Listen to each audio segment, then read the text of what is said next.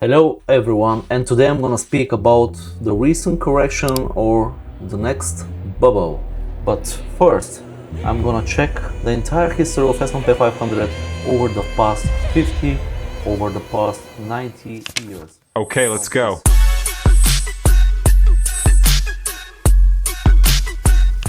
The S&P 500, the most famous index fund in the entire world among every investor, including Warren Buffett, Charlie Munger, and etc. S&P 500, as I told you before, tracks the entire US market, the 500 most famous and most strongest companies in the entire US. But also, it's filled with so many crashes, bubbles, and everything in the entire history. Let me break it to you.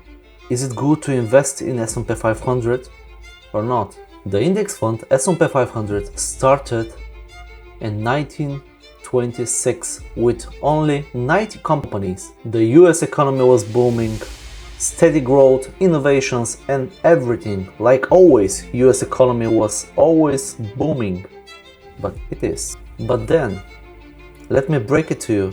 It came the Great Depression. It was 3 entire years, from 1929 until 1932. It was almost the entire world, not just the stock market. The entire world is in Great Depression. People were not buying anything. People were not investing. They don't have money to invest in anything. And that happened the first boom of the S&P 500. Stock lost almost 86%, guys. 86%. In 1957, the S&P 500 officially expanded to 500 companies. The US economy was booming, steady growth, innovations, and rising consumer spending push stock market to its highest levels in that time. The 1973 and 1974 crash hits hard the entire US economy again. The market dropped around 48%, driven by the oil prices and high inflation. But by the early 80s, things turned around with new policies and tech growth. As you see, in each and every 10 years, S&P 500, it has his bubbles, it has his crashes, but in the end of the days, S&P always recovers. The market always recovers from October 2007 to March 2009, 2 years. But the recovery that followed was historic. And as you see, guys, the S&P 500 always recovers. But is it gonna recover in near future? Let's break it down in this video. And today we're driving into a question that on every investor's mind right now. Is the recent market slump just another correction, or is it the start of the next bubble? And let me break it to you. I've never seen the market so high. I'm gonna break it down to you for what's happening and why it's happening and what it could mean to you if you are investing for the long run like I am, or managing cash in your bank account or in your investing portfolio. This is really important to hear. So what's going on right now? It's recent updates. S&P 500 fell for 1.1%. Let's set the scene.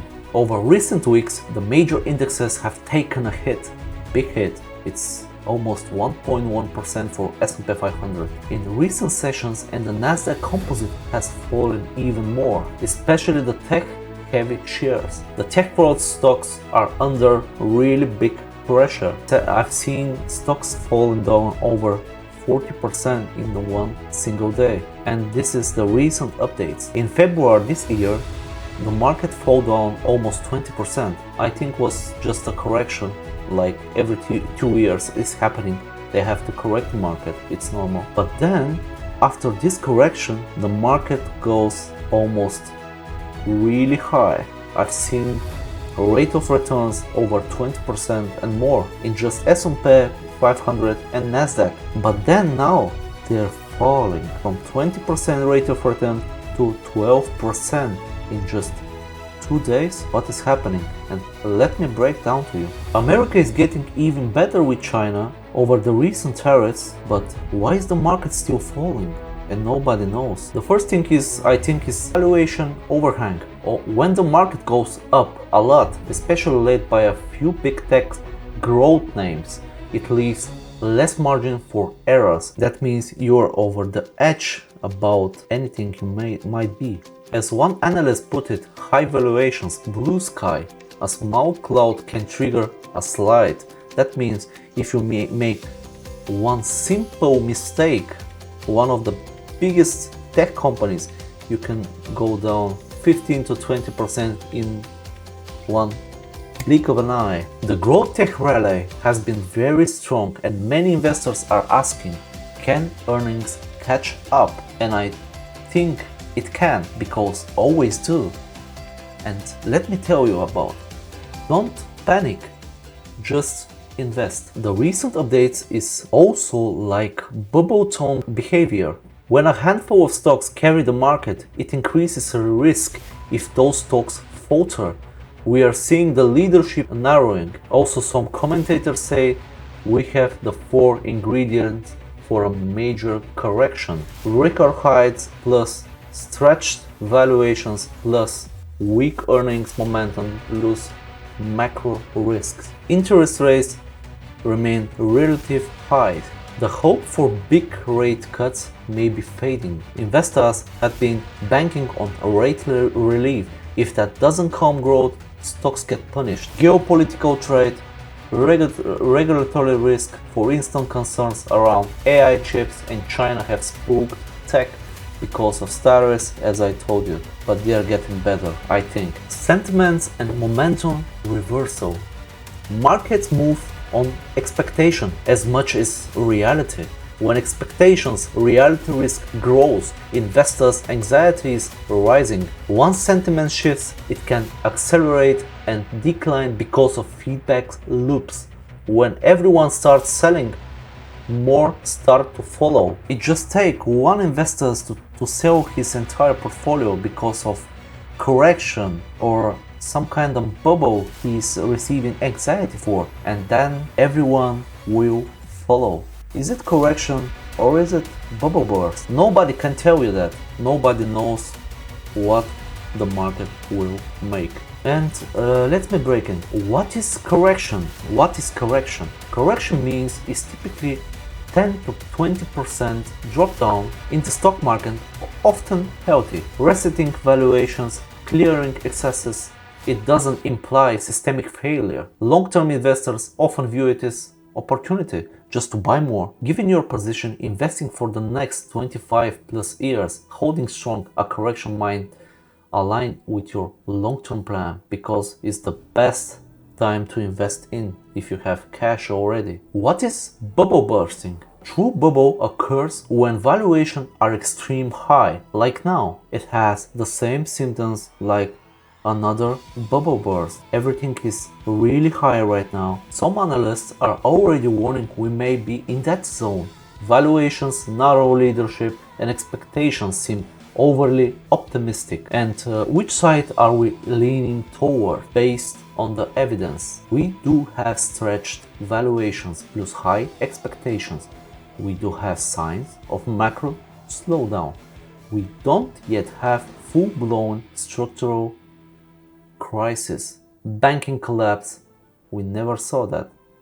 Still, massive leverage, unwinding, etc. So maybe we're in a hybrid scenario. The risk of a deeper pullback is elevated. It might start as a correction but could morph into something bigger. Implications for you. I'm speaking only to the long-term investors, because if you want to invest, it has to be a long term. Since you're investing for the long term and you're putting money into your new portfolio, for example S&P 500, NASDAQ, realty, doesn't matter which one.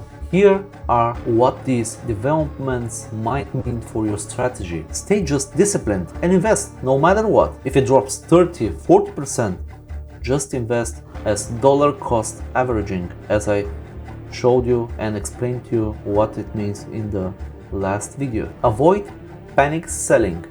That's the most current event which may happen and always happens. Correction comes or bubble burst, everyone is selling. No matter what, they are selling, they are panic selling. And when they say sell, don't sell your portfolio, no matter what. If you sell, that means you might lose your money. Evaluate valuations and diversifications. If the market is expensive, you might consider trimming concentrated positions of adding non-correlated assets like gold, silver, bonds. You need to have them always. Every true investor have some in gold, some in silver, some in bonds. It's like best recipe ever. Rebalance your portfolio. A pullback can offer opportunities to buy quality assets at lower valuation. What would be the trigger to watch? Here are some potential triggers that could tip a correction into a more severe downturn, like bubble burst.